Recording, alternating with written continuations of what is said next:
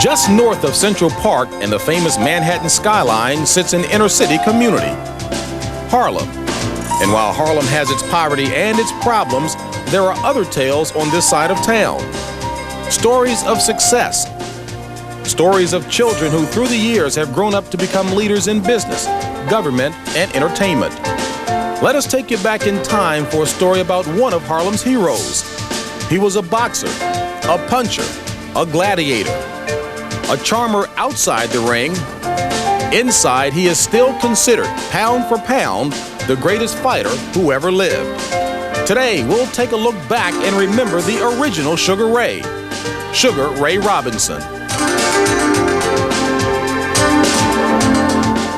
From the Salem United Methodist Church on 129th Street and 7th Avenue, Adam Clayton Powell Jr. Boulevard in Harlem.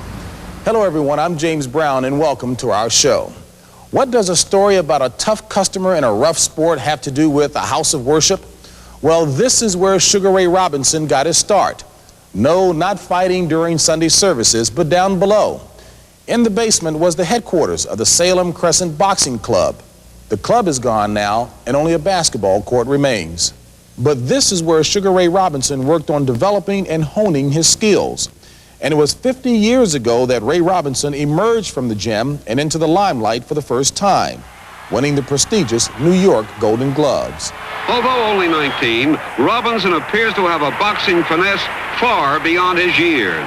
A pulverizing right crashes off Valentine's jaw. We know him as Sugar Ray Robinson, but he was born Walker Smith Jr. in Detroit.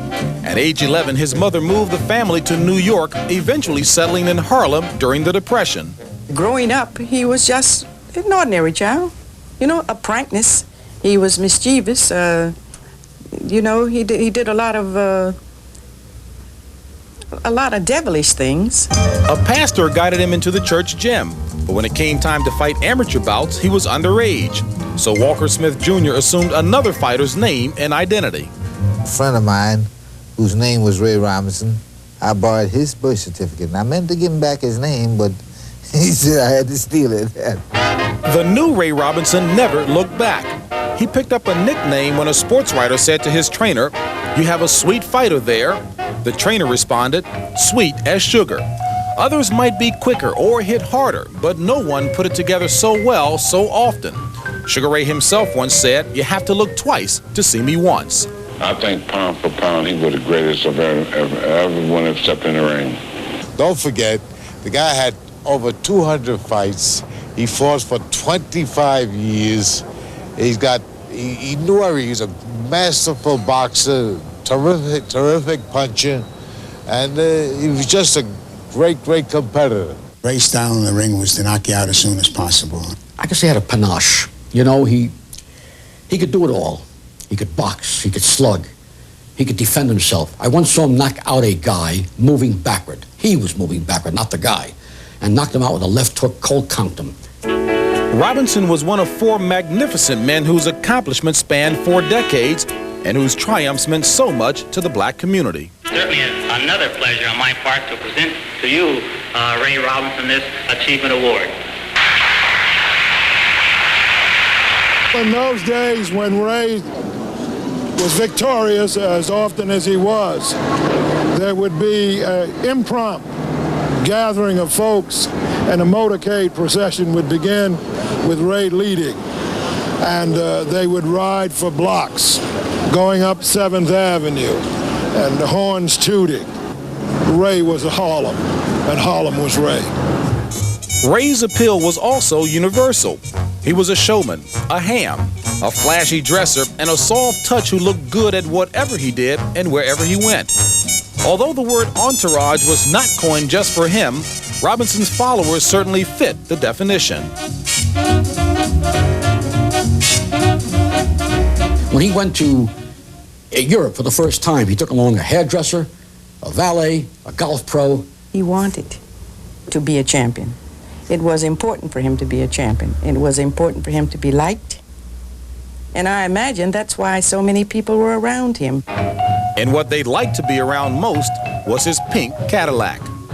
There were days when Ray would get in his pink Cadillac and just sit in it, and people would just want to touch it. There was some magic to his charisma. Basically a kid at heart, you'd think Sugar Ray would be happy to fight for free. But Ray was smarter than that, as was discovered in 1957 on the Person to Person show with Edward R. Murrow. You give me the impression that you rather enjoy your work, is that right? No, just the opposite, Ed. I've never enjoyed boxing.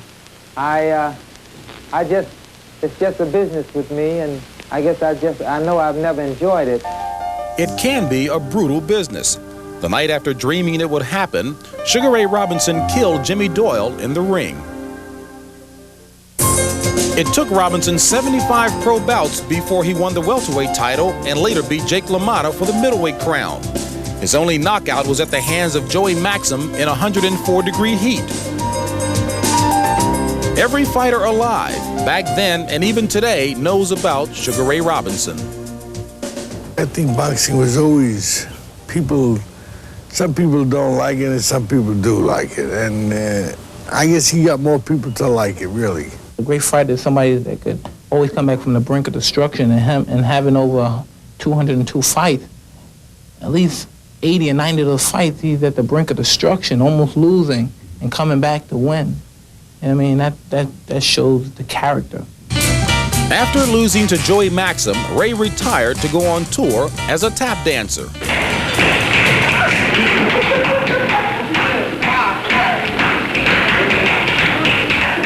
After a 22-month layoff, Sugar Ray returned to boxing out of love for the sport as well as a need for money. But he was now almost 34 years old and not the same. Still, he went on, beating Bobo Olson to regain his middleweight crown, losing it to Gene Fullmer, and then coming back to reclaim it from him. He lost it to Carmen Basilio. Their rematch was anxiously awaited by the media. Carmen, and all the excitement after the weigh-in, just one question. I've polled 10 sports writers from around the nation here, 9 of them picked Sugar Ray to win by a knockout tonight. What's your answer to that? 9 of them are wrong. Thank you, Carmen. Thank you. 9 of them were right. He beat Basilio that night in 1958, but lost the crown again in 1960. I would like to end this career with a great climax if I possibly can. If I can regain the middleweight championship for the 6th time, I most certainly will then say it's been a very wonderful career, and thank God and all the wonderful people who's prayed for my success. Sugar Ray never won that title again.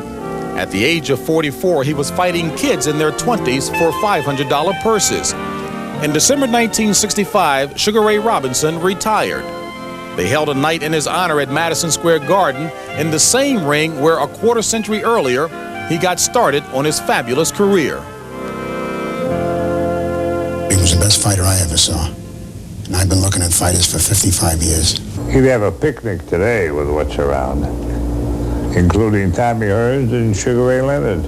They wouldn't be strong enough for him. Of all the fighters, I put him up there on Mount Olympus. With all due respect to a great guy like Joe Louis, Rocky Marciano, Tony Canzoneri, Willie Pep, Sandy Sadler, so many greats, Muhammad Ali. They come here. Ray Robinson's up there, up on Mount Olympus by himself. Just an unusually great fighter. He was a champion indeed. And in no fight was this more evident than the St. Valentine's Day Massacre. Sugar Ray Robinson versus Jake LaMotta. Now, we'll show you some selected rounds from the original television broadcast back in 1951 when we continue. 15-round World Middleweight Championship bout between the champion, Jake LaMotta, and the challenger, Sugar Ray Robinson. I want you to break clean. No rabbit punching, no kidney punches. Be careful of your low punches. They may cost you a round. Well, who better to watch the Sugar Ray Robinson-Jake LaMotta fight with than CBS Sports boxing analyst and champion trainer Gil Clancy. And Gil, so much talk about this great fighter, but what made Sugar Ray so special to you? There's only one word to describe Sugar Ray Robinson, and that's class. Now, this fight matched then welterweight champion Sugar Ray against middleweight champ Jake LaMotta. What about LaMotta? LaMotta was probably the most underrated middleweight of all time. Strong guy, he could box and he could punch. Unfortunately, he came along at the same time as the great Sugar Ray Robinson. Now, these two had fought 5 times before, with LaMotta winning only once What were your thoughts going into the sixth and final bout? Jake was a little bit over the hill going into this fight, and I thought that Ray Robinson, with his speed, would be able to pick him apart. All right, now the fight you're about to see was broadcast live on February 14th, 1951, to the largest TV audience ever at that time. We're going to pick up the action in the fourth round. The site was Chicago Stadium, and sportscaster Ted Husing called the bout. The bell for round number 4. Sugar Ray Robinson in the white. The middleweight champion, Jake LaMotta, in the black trunks.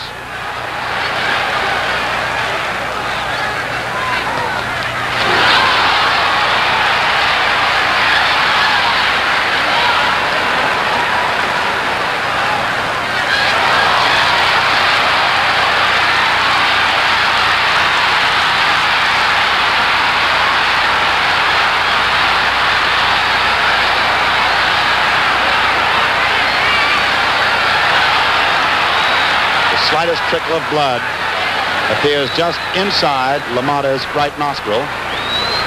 Robinson was a fury then, looking for the KO.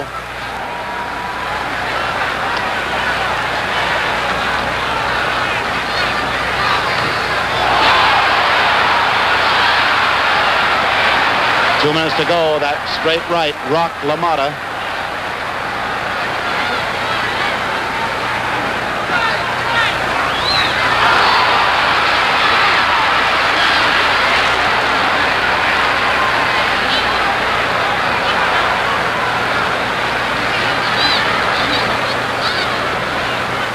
Robinson is also bleeding slightly from both nostrils.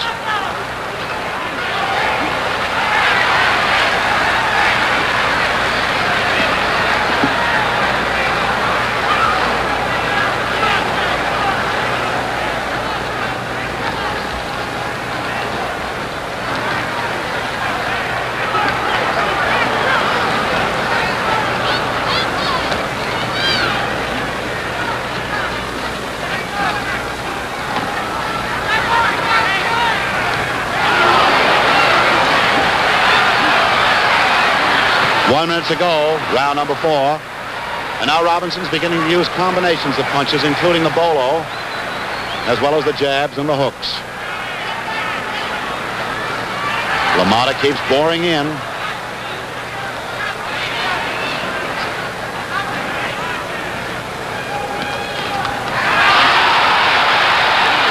That's the best blow LaMotta has scored tonight. Half a minute to go, fourth round.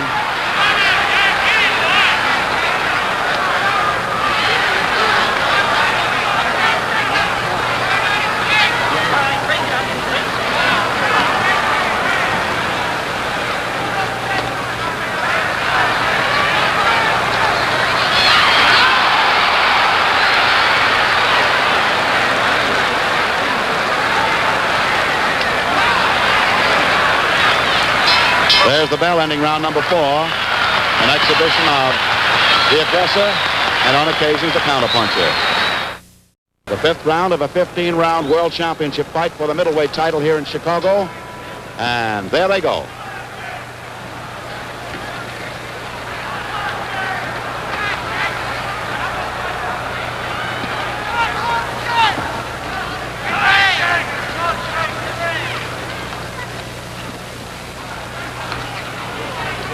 Both boys have attending positions in their corners tonight with honorary second cards.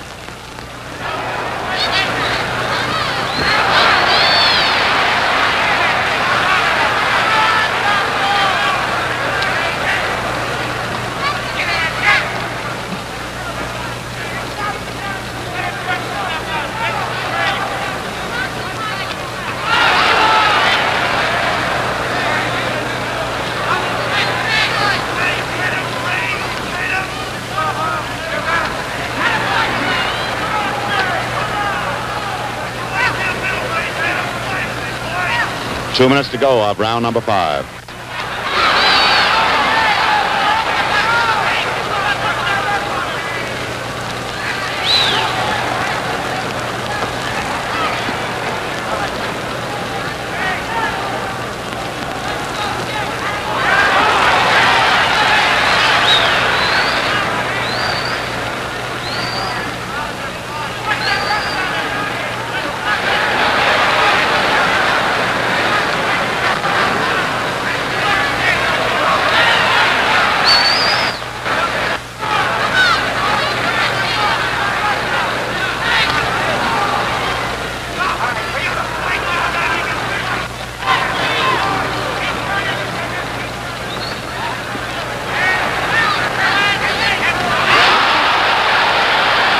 brought blood from Robinson's nostril. The left with the right cross. 1 minute to go, round number 5.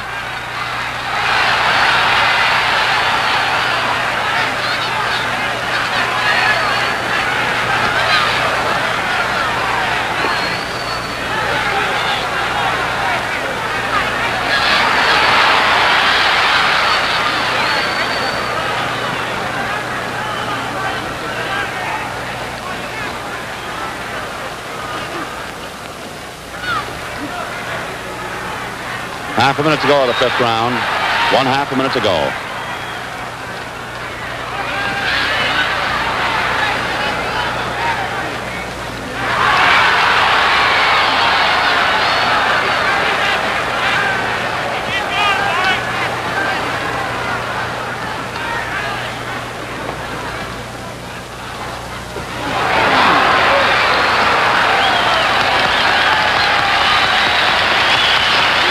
There's the bell ending round number 5.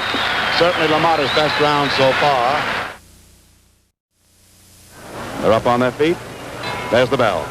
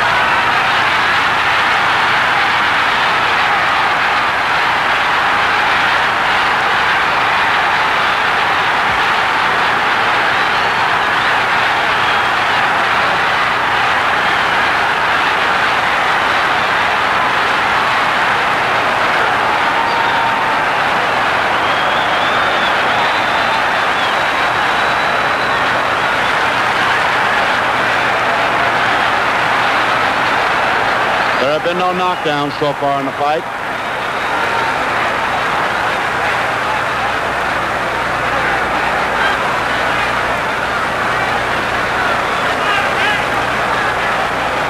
And that great action by LaMotta, he couldn't score the big one.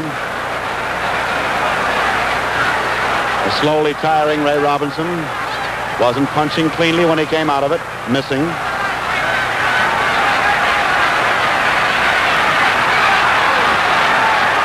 Robinson's left hook was low. He was warned by referee Frankie Sikora.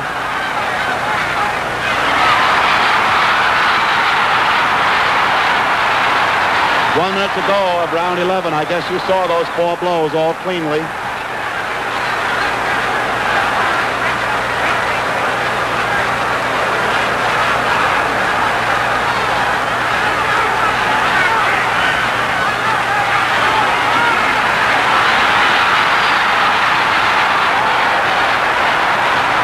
Robinson was hurting LaMotta. He's hurting him now. Half a minute to go of the 11th round.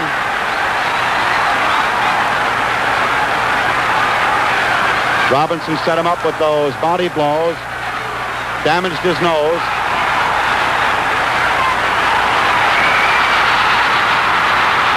He has LaMotta on Queer Street, holding on.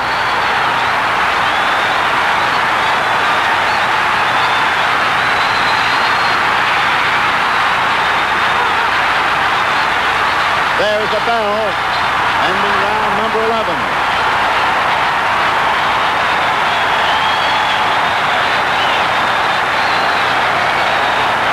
Well, certainly that was one of the most damaging evidences of punching that you have seen in recent years.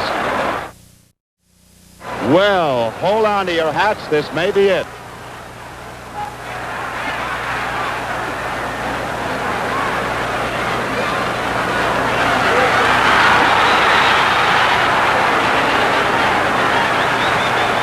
Boy, these are all of Ray Robinson's Sunday punches.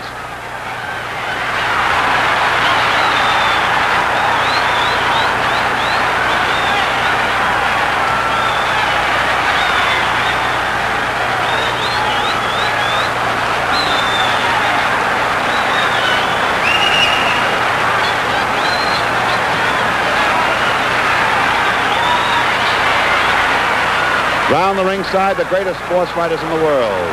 Of course, the greatest names are here from the theater, civic life, sports. Headed, of course, by the president of the International Boxing Club, James D. Norris. 2 minutes to go of the 12th round. LaMotta's left eye is beginning to close.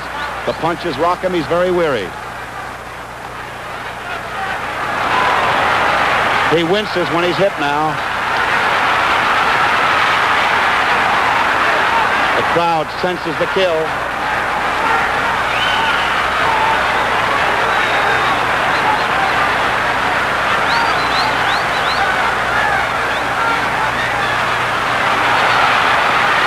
LaMotta is completely on Queer Street. He's fighting now, cautiously.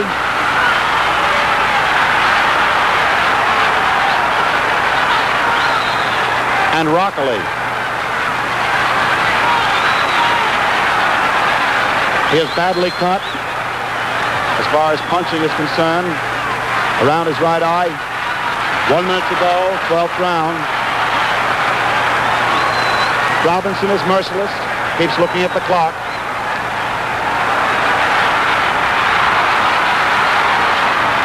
No man can endure this pummeling.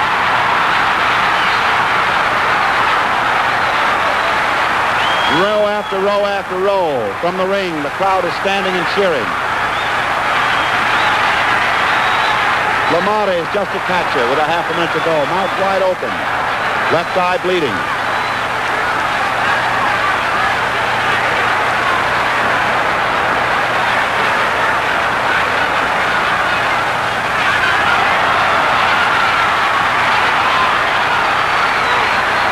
The round is almost over.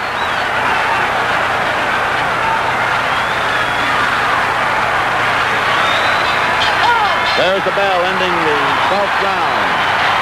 The huzzas of the crowd. Listen to them.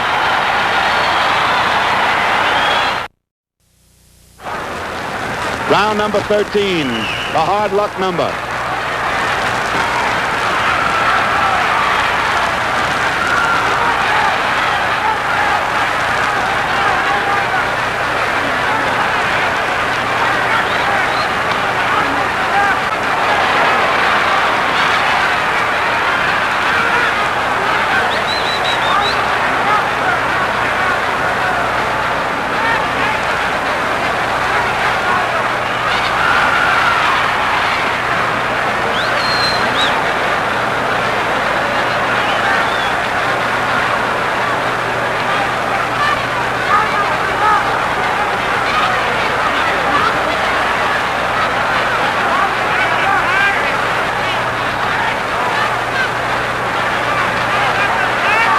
LaMotta's left eye is closing gradually.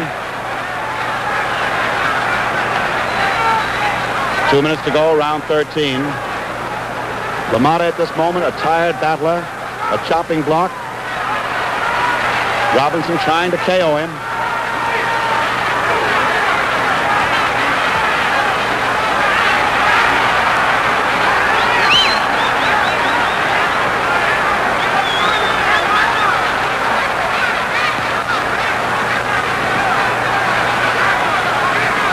For 8 rounds, LaMotta gave better than he took. And then Robinson unleashed all of his best guns for the last 4 rounds.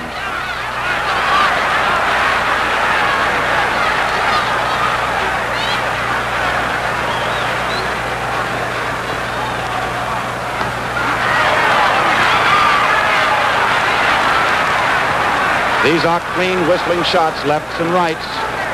How he can survive them, nobody knows. Head shake at the ringside. The fight is going to be stopped on the signal from the chairman of the Illinois Athletic Commission, Joe Trainer, to Frankie Sikora. The fight was stopped in the 13th round with our scorecard showing that Ray Robinson was ahead 63 points to 57. And in the 13th round, the hard luck round, the championship of the world has changed hands. Now, the time of that TKO was 2:04 of the 13th round. And, Gil, there was so much great action in that fight, but what do you remember most about it? I remember the amazing, blazing combinations that Sugar Ray Robinson threw, but it was more amazing that Jake LaMotta could absorb all this punishment before he was finally stopped. All right, and after the fight, Ray Robinson spoke to Ted Husing and the television audience. I'd like to ask you one question before you go, Ray. When did you know that you had him? Because you were fighting pretty evenly for 8 rounds. Well, that's the way we planned the fight. We figured LaMotta would be strong as he was. First part of the fight and the last part of the fight, he would weaken. We figured to box along the first part of the fight and wait till he showed signs of weakening, which he did. I see. And in those late rounds, after the 8th, he showed signs, and my manager told me to start throwing, open up heavier punches. Well, Ray, my congratulations to you. You're a wonderful champion. As a welterweight, I hope that you're the greatest the middleweight division ever knew. As we look at it one more time, 38 years after the St. Valentine's Day massacre, Jake LaMotta recalled what it was like. The referee stopped the fight, the 13th round, while I was still on my feet with Robinson pounding me up against the ropes. If the referee held up another 30 seconds, Robinson would have collapsed from hitting me. Coming up, you'll see some of Sugar Ray's knockout power and how those outside the ring remember him. Well, I tell you, what comes to mind is a great fighting machine.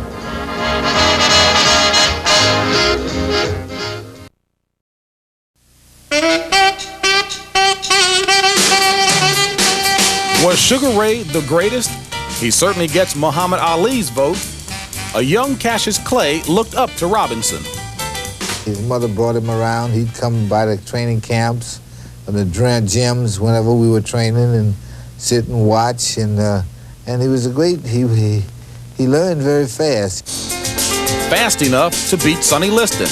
In fact, the then Cassius Clay had Sugar Ray with him for the Liston fight.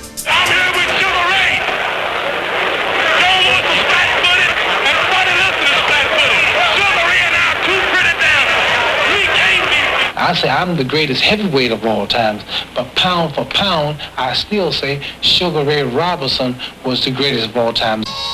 Even before Ali's time, Ray wasn't afraid to play to the camera or to the crowd. I'd never known him till he fought Villamain in Philadelphia at the stadium. There were 30,000 people, and I was sitting in the third row press when he came into the ring, and the second said, "That's Bob Hope down there." And he looked down and he said, "When are we going to play golf, you know? With 30, he's fighting for the championship." And after the third round, he treated Villamain like he was a sparring partner, just sensational. And after the third round, he looked at me again, going back to his corner, and said, "Hey, let's play, let's play."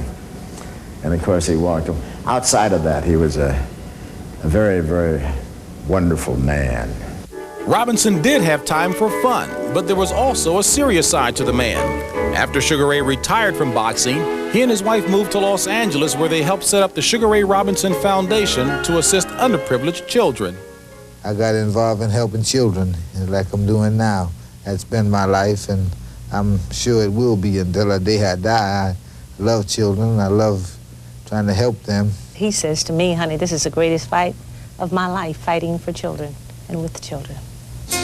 Publicizing his cause was very important to Ray. What's the name of that organization that you're interested in? Sugar Ray Youth Foundation. There you go. Gently, gently.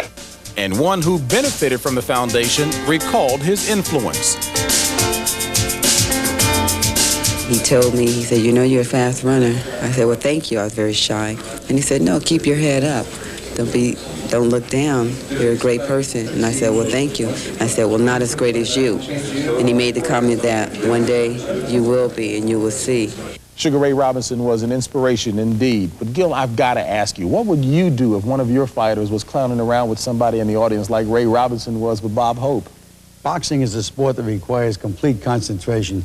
And if one of my guys was trying to communicate with somebody in the audience, I'd throw him on the stool and he'd hear from me. All right, well, the fight we're about to take a look at is the final round of Sugar Ray Robinson versus Rocky Graziano back in 1952. Gil, size up Graziano. Graziano was a dangerous right-hand puncher. That's just about it with him. Could get anybody out if he hit him with a right hand, but he didn't figure to hit the great Sugar Ray. This fight also took place in Chicago Stadium, coming up just 1 year after the LaMotta bout. Let's pick up the action in the third and final round. Round 3. Robinson won his title in February 14, 1951 from Jake LaMotta, lost it to Randy Turpin in England in July, and regained it in a tremendous effort in September in New York City. There you see him double hooking and carrying those punches underneath into the body.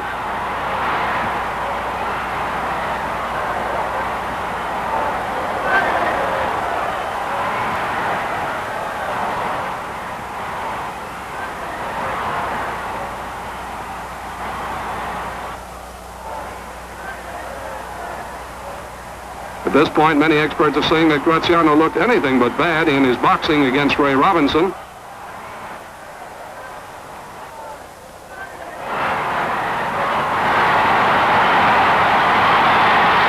And Ray goes down. It's an official knockdown. But before the fight began, the Illinois Boxing Commission ruled that a man would not have to stay down for the mandatory count of 8.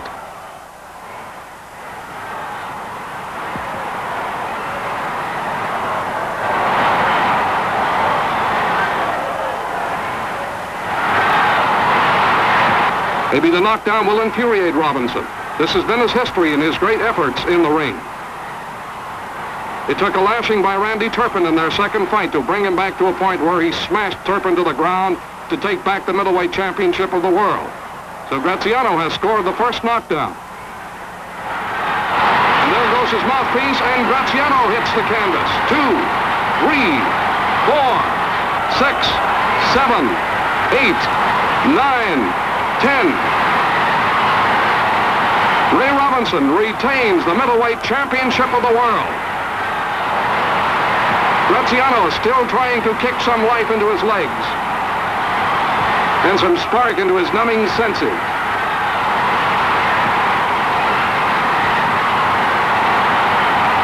A crowd of 23,785, which never sat in its expensive seats, witnessing one of the finest exchanges for the middleweight championship of the world, paying over $252,000. Graziano walking dejectedly to his corner and understandably sad. This was the moment he had asked for, but certainly not the conclusion he had anticipated. That was Sugar Ray at his best, coming back and taking care of business. Gil, an awful lot of hype about some pretty impressive boxers today, but can anyone in the fight game today compare to Sugar Ray? There was only one Sugar Ray Robinson. Had that special electricity about him. There's never been anyone like him before or since. All right, Gil, thank you very much. Coming up, some final thoughts on Sugar Ray Robinson after this word from your local station.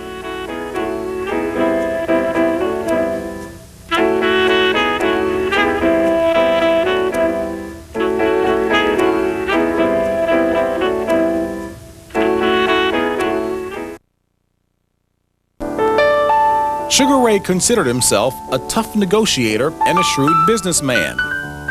That's his restaurant behind the Pink Caddy on 124th Street and 7th Avenue in Harlem. Today, an apartment house has replaced it. Across the way, the Hotel Teresa, by which his motorcade would speed, is now an office building. But this past June, New York City named the intersection after him. And soon, a cornerstone will be placed here. Suffering from Alzheimer's disease, Sugar Ray Robinson, age 67, died this past April. At his funeral, the fight crowd joined his fans and heard the Reverend Jesse Jackson eulogize him. Whenever he fought, the world had a way of standing still. The center of the ring belonged to him. Now, it's been 50 years since Sugar Ray first caught our eye by winning the Golden Gloves. Since then, scores of heroes have come and gone. But Sugar Ray appreciated that, and in fact, one of his favorite songs was Everything Must Change. Everything must change. Nothing stays the same. No, no. Everyone must change. Nothing stays the same.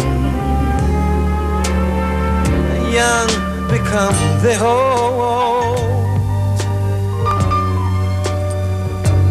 Mysteries do unfold. 'Cause that's the way of time. nothing and no one goes unchanged. There are not many things in life you can be sure of, except rain comes from the clouds and sun lights up the sky, and hummingbirds do fly. Winter turns to spring, wounded heart will heal. Yes, it will, but never much too soon. Everything must change. The young become the old. Mysteries do unfold. Words, thank you, are comparatively small for the way that I feel right now, but what else could you say on an occasion like this? Thank you.